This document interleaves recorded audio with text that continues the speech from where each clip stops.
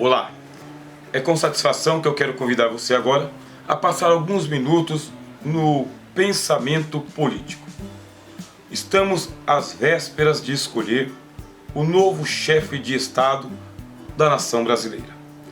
E você já reparou o quão pouco de tempo que nós teremos para avaliar os nossos candidatos? Tudo isso se faz de maneira proposital. É o mais importante dos cargos de chefia da nação, que é o chefe do executivo, o presidente da República. Alguns já se lançaram todos como pré-candidatos, mas ainda não estão em campanha. Na verdade, eles estão vendo aí qual que é a popularidade que eles têm para, enfim, quando chegar o prazo, poderem lançar a sua candidatura e assim começarem a entrar em campanha. Só não se engane, tudo é feito de caso pensado, para que a gente tenha pouco tempo de os conhecer, os analisar, os ouvir em debate, examinar retamente o que é que eles têm a dizer, para que assim, em pouco tempo, a gente vá lá e pegue o mais importante dos cargos públicos que existe e coloque na mão de uma pessoa, homem ou mulher, que vai ocupar a faixa de presidente da República Federativa do Brasil. Acontece que essa nossa decisão precipitada, apressada e muitas das vezes irresponsável vai custar para nós de 4 a 8 anos de mandato, com um agravante de que em nossa nação o titular não está chegando até o fim. Ele está cedendo a faixa para o vice-presidente, que é uma figura que se esconde por trás do titular e que depois ocupa a cadeira. Quem são os presidenciáveis? De onde eles estão vindo? Qual é de fato a carreira política deles? E não somente a proposta, mas a realidade que se esconde por trás da proposta. Mesmo porque as propostas de governo, elas não são cumpridas durante o governo. Elas servem apenas como propaganda para poder maquiar as verdadeiras intenções.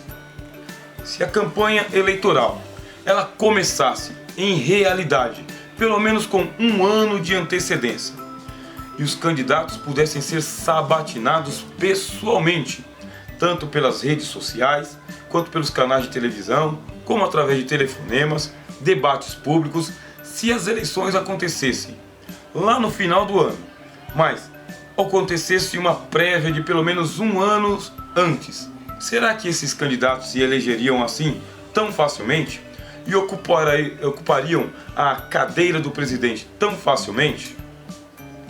Primeiro, tem uma força oculta por trás do patrimônio político das nações que muito nos incomoda, que são os verdadeiros donos do poder.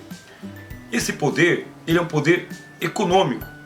É ele quem realmente está interessado na cadeira central, na faixa presidencial, na caneta mais poderosa da nação. Essas forças ocultas, ela nos incomoda. Por quê? Não importa quem é que ocupe a cadeira, a força oculta acaba aparecendo depois.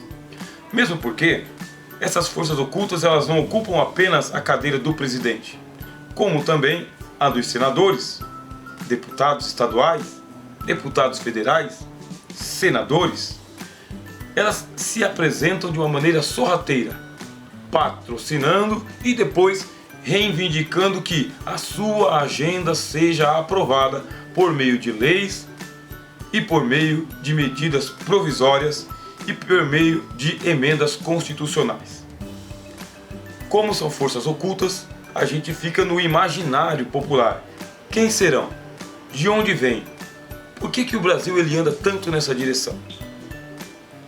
Segundo, existem aqueles partidos que eles realmente defendem uma espécie de cartilha populista, aonde estão as medidas que a população aprova e por causa disso conseguem ocupar muitas cadeiras aonde existe o poder.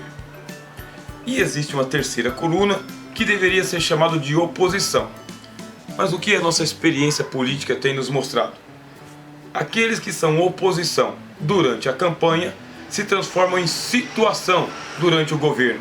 Já percebeu isso? Durante a campanha eles fazem aquele teatro. E a gente acha que realmente aquilo é verdade.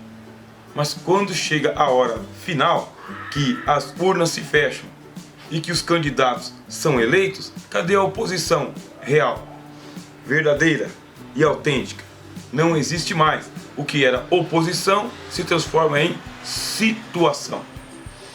E aquele que já estava sentado na cadeira, que também fazia lá uma espécie de propaganda populista, quando assume a cadeira, toda aquela proposta populista vem para segundo plano. E agora passam os projetos majoritários importantes e que vão mexer aí realmente com a economia do país e com a tua vida.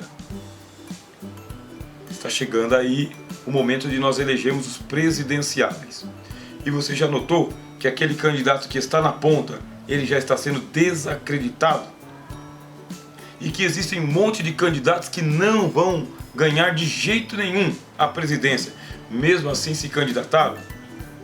Sabe por que existem 30 partidos ou mais em nosso país?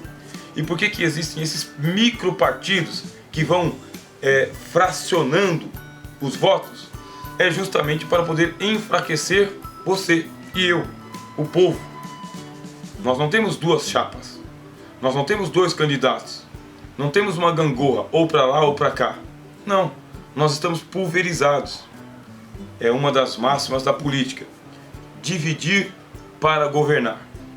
Por isso, a gente sabe que estamos sendo manipulados por uma ciência política, uma força oculta que atua, uma que faz uma propaganda populista e a outra que representa o contrário, mas não é o contrário, ele é situação. Podemos dizer então que essa forma de governo que está aí, ela é muito mais monocrática do que democrática. Se fosse democrática, nós teríamos muito mais representação política e não seríamos tão excluídos como somos. Já notou como as pessoas não se interessam por política? Que dá uma verdadeira aversão quando se toca no assunto? Que a gente deixa para votar no último minuto e não vê a hora de votar e vir embora? É porque nós somos excluídos da vida pública e da vida política. Não gostamos desse assunto. A gente terceirizou. Aonde está então a democracia? Onde está a sua e a minha participação? Não há monocracia. O que nós temos aí é uma monocracia. Uma coisa que acontece na frente das câmeras de uma maneira, mas por trás dos bastidores de outra maneira. Temos que pensar, e pensar bastante. Primeiro é rejeitar a falsa propaganda que se faz. E o segundo é rejeitar a falsa propaganda que se fazem. E terceiro é rejeitar a falsa crítica que fazem também. O que vai sobrar? Vai sobrar a dúvida. Sobrando a dúvida, e em caso de dúvida, o que você vai fazer com o seu voto? Votar em branco? Vai anular? Votar na situação? Votar na oposição? Não votar? Deixar que eles continuem com a monocracia? O que nós vamos fazer?